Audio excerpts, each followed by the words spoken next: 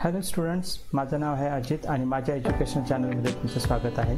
या व्हिडिओमध्ये तुम्हाला स्टँडर्ड 8 हिस्ट्री लेसन नंबर 5चं टेक्स्टबुक सोल्युशन मिळेल। तसेच तुम्हाला माहिती आहे की आपल्या चॅनलवर बाकीच्या सब्जेक्टचे सुद्धा टेक्स्टबुक सोल्युशन अवेलेबल आहे। तुम्ही प्लेलिस्टवर जाऊन ते बघू शकता।